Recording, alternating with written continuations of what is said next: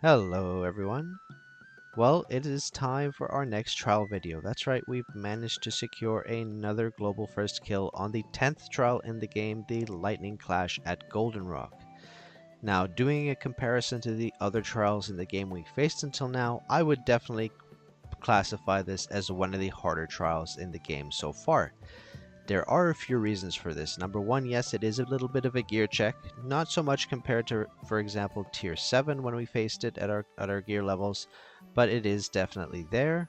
The mechanics are not like super difficult to understand, but they are somewhat difficult.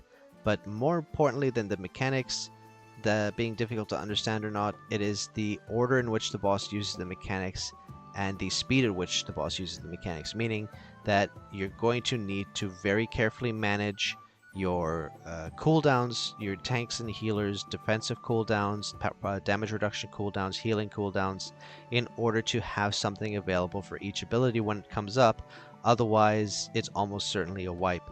And this is definitely a fight that you're going to benefit from running the Turning Point talent, because you will almost certainly find yourself in a situation where the boss has a big attack coming. There's nothing, no taunt, no war cry, no big heal, no berry, no nothing. And if you have the turning point, at least your party can survive that death and continue on with the fight. So definitely, I would say of all the trials, this one is the most important to run the turning point talent, even if it's a slight DPS loss, in order to survive that bad RNG moment.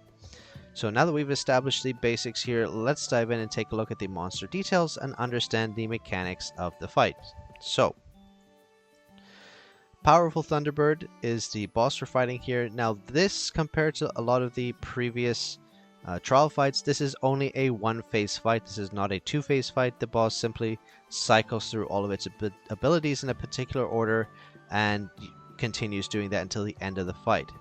So that's just something to keep in mind, because a lot of the trial bosses we faced recently do have multiple phases. Now this boss does involve movement. This is another sector-based fight with movement, but instead of having the classic sun, moon, star, you just have two arrows which you push to go left or go right.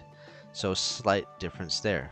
So let's take a look at the Powerful Thunderbird's abilities and then jump in and look at the clear video so I can show you these mechanics in action and how to best avoid them. So, the way this fight works is that the boss is going to use basically these abilities in mostly random order, but there is some order to them, which I will explain as we go through here. So, at the start of the fight, the boss will use the same attack pattern. So I will go in order of what you will face in the fight. At the start of the fight, the boss is going to use Eagle's Lightning. So let's take a look at Eagle's Lightning. Call down a lightning bolt on the current target, dealing massive damage. So this is a single target, very high damage dealing ability that the tank is going to need to pop shield for at least. So, well, I say at least, but if you start using other defensive cooldowns, you're not going to have them available for other more damaging abilities. So yeah, the tank should be able to mitigate Eagle's Lightning with shield. Now, I want to actually say that there is another more important mechanic I need to explain first, and that is Lingering Thunder. So, Lingering Thunder is a ability here that every 3 seconds the boss gains a stack of Power of Thunder, increasing their attack by 15% up to 6 stacks. Now, this is super important, this ability, to understand this. Now, this ability is a required, you're required to have your DPS, at least one, preferably both of your DPS, running their dispel, their dispel skill, so that they can prevent this stacking up before casting abilities. So the way that you will be approaching this as a DPS. Now, like I said, I would strongly recommend both DPS run the dispel. You might be able to get away with only one running dispel, but I would recommend both.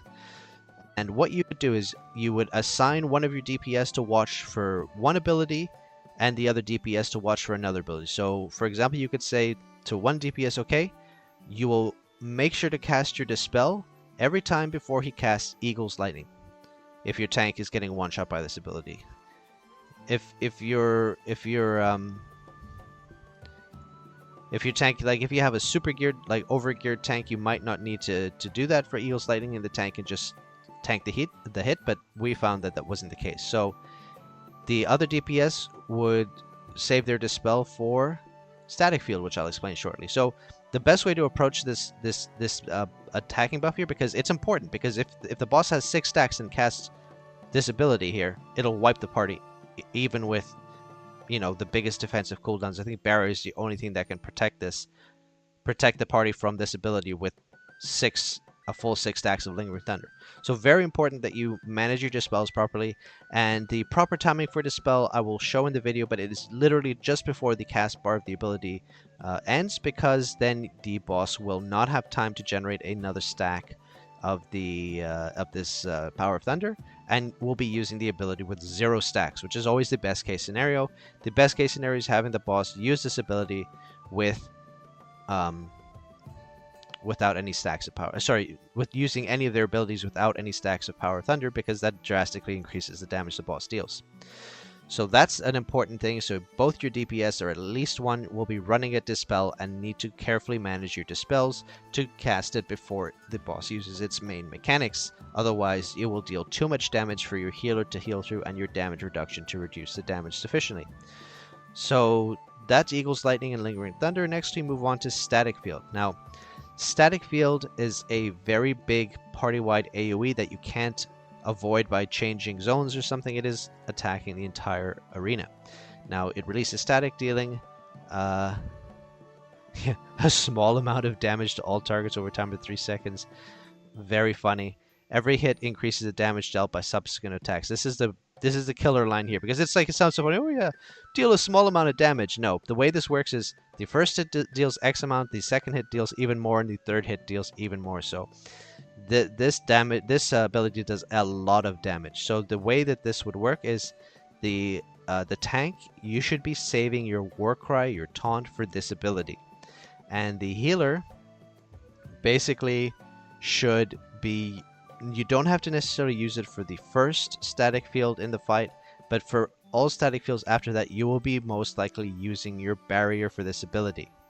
You will be using your barrier for static fields. Now, of course, you will not have your barrier off of cooldown for every single static field if you get bad RNG, and in that case, you're going to have to do a Hail Mary heal, group heal, or something like that to try to just top the party up through that damage output, but it's just going to get messy. So that's one of those things that's going to be explained as you see the fight, but generally speaking, healer, use your barrier for static fields, otherwise it'll wipe the party.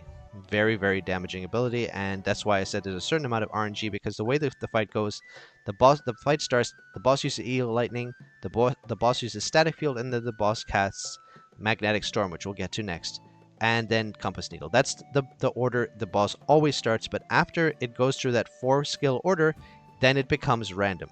And I'll explain how this works after I explain all the abilities. So the next ability that I have to explain is Magnetic Storm. So Magnetic Storm is a movement required ability, meaning that you're going to have to click the buttons on the left and right of your screen to move your character to avoid this attack. So what the boss does is it recites and then summons 3 orbs. When the orbs detonate, they deal massive damage to the current sectors. So what you will see is on the 3 sectors on the ground at the start, one of them will glow red. Do not go into that zone, but after that zone detonates, the other 2 zones will light up to detonate. So you basically avoid that single zone for the first the first orb to blow up, and then everyone run into that zone to avoid the 2 sectors after that blowing up. And this is how you avoid this ability. So you just have to watch the ground, you can see the orbs traveling, and then you'll see them hit the ground and blow up. That's your cue to move in. If you move in too early, you will still get hit by the ball. Even if you moved out and moved back in, you have to be careful to time it so you see the ball blow up before you move back into that zone. Otherwise, you will still get hit by it, and it is almost certainly a one-shot.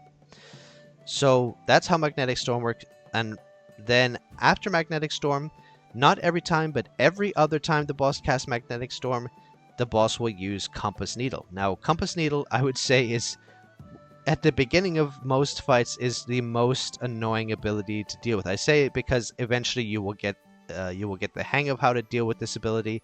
But when you're first starting out doing your attempts, this ability will probably kill you the most time because it is just frustrating, especially since all 4 of you are standing in the same zone with all the particle effects going on. Sometimes it's very hard to see the symbol above your head, but I'll show you a little technique for that to make it a bit easier.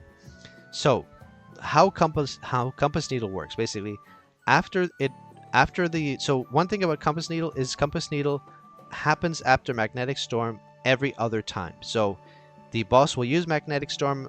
The order of the fight is like this: at the start of the fight, the boss uses Eagle's Lightning, then the boss uses Static Field, then the boss uses magnetic storm, and then the boss uses compass needle. That is the order the boss starts the fight every single time.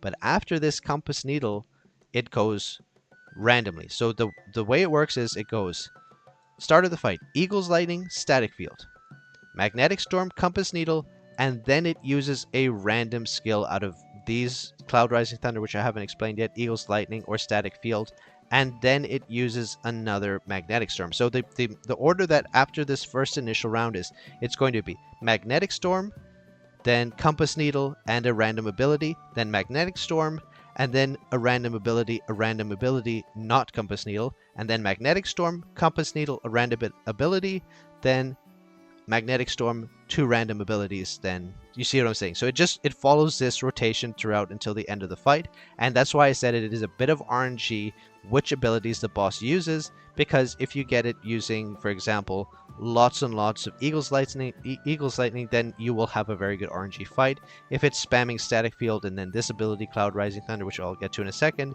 you're going to be in trouble and probably it's going to be a wipe. So that's the RNG aspect of this fight. It is going to be what abilities the boss randomly decides to use in its rotation, and if you get really lucky, you're going to have a much better time with this fight. So that's this. Let me explain now compass needle quickly so you understand how this works. So compass needle, the way this works is you're going to have a symbol above your head. It's going to look like a little compass with the 3 zones lit up above your character's head, and you're going to see 2 zones red and 1 green with a arrow pointing into that green zone. And that lit up green zone is the sector you're going to have to run to not get one shot by compass needle. So you have to be very careful, and you have to move quickly. Like this will blow up very, very quickly. So you have to move right away as soon as you see the needle above your head. Now, because it's such a small symbol and hard to see while being fully zoomed out, one of the best pieces of advice I can give you is, if you know he's about to cast compass needle, because you'll always know when he's going to cast it. He's going to cast it the first magnetic storm and then every other magnetic storm after that. So when you know he's about to cast compass needle, quickly zoom your camera in so you can see the symbol clearly above your head, and then spam the movement buttons to get into that zone. So that's one way to approach it, and I'll show you how we did it in the fight, because this was an ability that if you're not aware of it and can't see the symbol properly, you'll just get one shot. Now the next ability here, I'm just going to make sure I covered everything else. Static, Eagles, magnetic, compass. There's an enrage after a normal amount of time here. Yeah, so next we have Cloud Rising Thunder. Now Cloud Rising Thunder is an extremely damaging attack, and pretty much the only way to not get killed by this is to have barrier up. This is another RNG aspect because, like I already told you, you're going to also need barrier for Static Field, which means, and this will happen sometimes, the boss will sometimes cast Static Field and then immediately cast Cloud Rising Thunder. 9 out of 10 times, this will be either a wipe, number 1, or number 2, you're going to be saved by your Turning Point talent and use that death to continue through the fight. So definitely, you can see what I'm saying about the RNG. If the boss uses really bad mechanics in a row, this could really mess you up. So Cloud Rising Thunder needs barrier, otherwise it'll rest the wagon. Just kidding. Thank you, Muffin. So this Cloud Rising Thunder, you need barrier for it, but if your barrier is still on cooldown because you've already used it for Static Field, it's GG, unless you have your Turning Point talent and then you just heal back up and continue on through the fight. This is why I told you that you're going to almost certainly need talent, your Turning Point talent to beat this fight, because it is a challenging one if you get bad RNG. So that's basically the boss explained. I don't want to, talk too much more about it. I think it's better that we just jump into the fight and take a look at how it actually plays out. Now, we did get a pretty clean fight in the end with the boss choosing certain mechanics, but and we'll show you that as we go through. So here we go. Let's open up the video and take a look at this together. So as you can see, I'm running Dispel, and Natasha's the other DPS on her Ranger is also running a Dispel. Now here's the first ability, Eagle's Lightning. Like I said, he always uses the same starting 4 abilities at the start of the fight. And you can see here, this symbol on the left here is how many stacks of Power of Thunder the boss has. And so you can see here at the very last moment, Natasha casts a spell, and the boss no longer has stacks of Power of Thunder, and casts the ability with none. So then it will deal non-boosted damage to the tank, and the tank pops shield and doesn't get one-shot. So that's how the Dispelling works. You have to wait until the very end of the cast bar to cast a spell and prevent the ability from one-shotting. So here we go. Near the end of the cast bar, I used the Dispel, maybe a little bit too late arguably, but it still got off in time. And then the boss does its static field, and you can see here, if I didn't have that Dispel, this would have most likely killed Sito, and certainly the damage output was very, very high. So that's that. And then the boss uses Magnetic Storm. This is the same order, like I said, so you can see here, this zone gets lit up red, it blows up, and then it's safe to move, then the other 2 zones are going to blow up. Now you see I zoomed in to see which symbol I had because it's somewhat hard to see. That's the best technique I would recommend if you want to know, how to see the symbol really quickly. When Compass Needle comes, just quickly zoom in. Okay, I got to go middle, and that's how this symbol looks. So you know what to look for. You can see the green zone with the dagger pointing at it is the zone you need to run to. So some people were on the right hand side. I had to go to the middle. There you see the person on the right hand side moves over to the right. So this is Compass Needle. That's how you do it.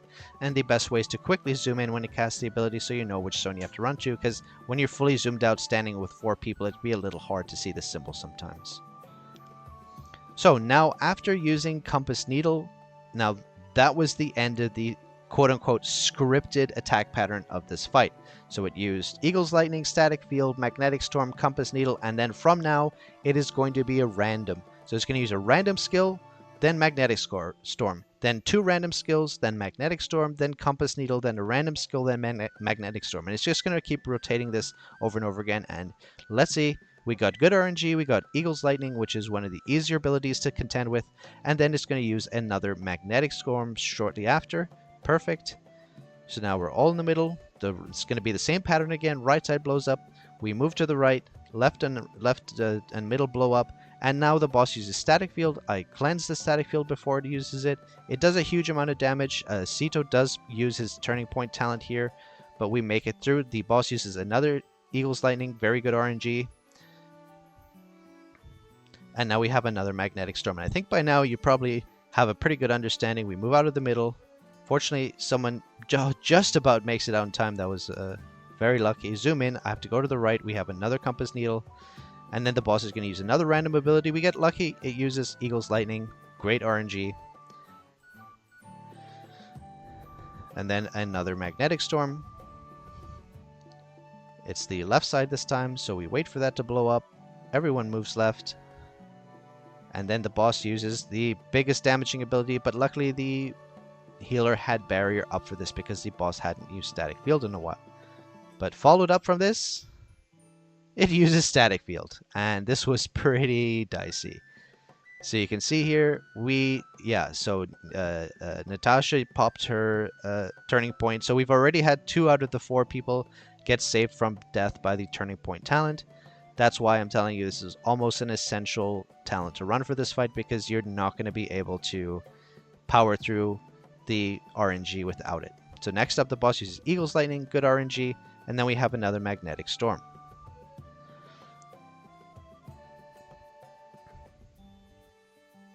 Okay, middle this time, going back in the middle. Boom, there we go. Another Eagle's Lightning. Again, this is phenomenal RNG. The more Eagle's Lightnings you get, the better. We're going to have probably Cloud Rising next, but because we haven't had too many statics, the healer again had barrier available for this. And now it's going to use another Magnetic Storm. We're down to 30% already. Right side this time. Everyone moves right. And then left, and it's going to use Compass Needle. I'm in the middle. Some people have to run to the left.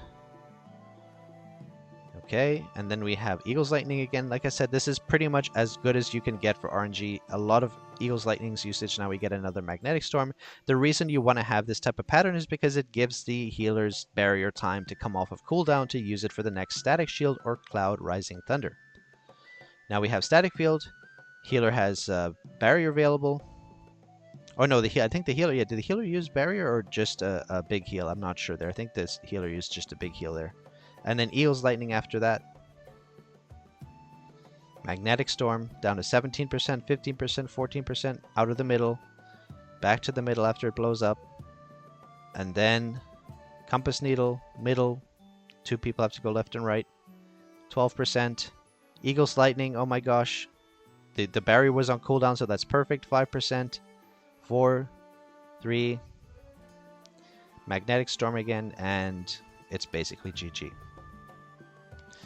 At this point, I was trying to say focus, focus, focus, so we don't make a mistake. But there you go, we got the kill. And yeah, though that was really, you know, the product of somewhat pretty good RNG, but also properly managing the dispels, properly managing defensive damage reduction cooldowns on the healer and tank, and that's how we got the first clear. So that's that fight. Hopefully you understand how to clear this yourself. Yes, it is a bit of RNG involved, but if you understand the mechanics and how to avoid them, then you can manage the RNG to a certain extent. Make sure you're running the Turning Point talent to avoid those bad RNG deaths, and good luck with your clear. So that's it for this video. Hopefully you found this helpful, and good luck fighting this somewhat challenging boss.